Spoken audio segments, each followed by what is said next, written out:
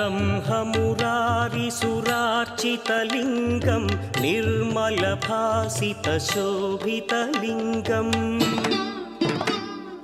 जन्मज दुःखविनाशकलिङ्गं तत्प्रणमामि सदा शिवलिङ्गम्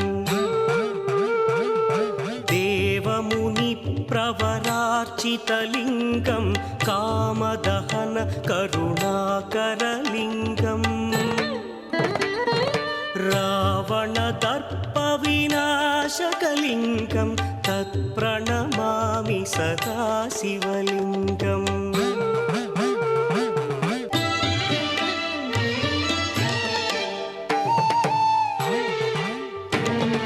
सर्वसुगन्धसुलेपितलिङ्गं बुद्धिविवर्धनकारणलिङ्गं सिद्धसुरासुरवन्दितलिङ्गं तत्प्रणमामि सदा शिवलिङ्गं कनकमहामणिभूषितलिङ्गं फणिपरिवेष्टितशोभितलिङ्गम्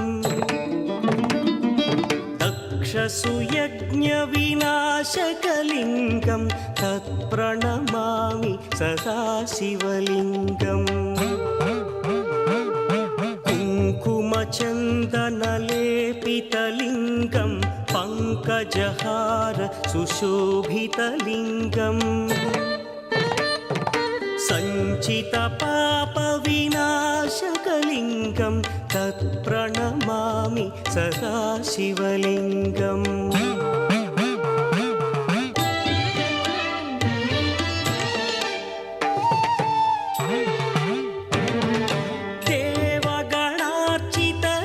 देवगणार्चितसेवितलिङ्गं भावैर्भक्तिभिरेव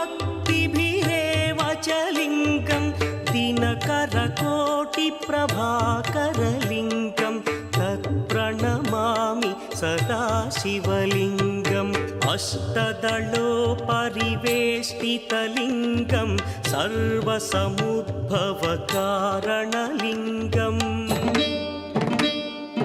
अष्टदरिद्रविनाशनलिङ्गं तत्प्रणमामि सदा शिवलिङ्गम् सुरगुरुसुरवरपूजितलिङ्गं सुरवनपुष्पसदार्चितलिङ्गम् परमपदं परमात्मकलिङ्गं तत्प्रणमामि सदा शिवलिङ्गम् त्रिदलं त्रिगुणाकारं त्रिनेत्रं च त्रियायुधं त्रिजन्मपापसंहारम् एकबिल्वं शिवार्पणम् त्रिशाखैः बिल्वपत्रैश्च अच्छिद्रैः कोमलैः शुभैः तव पूजां करिष्यामि एकबिल्वं शिवार्पणम् कोटिकन्या महादानं तिलपर्वतकोटयः काञ्चनं शैलदानेन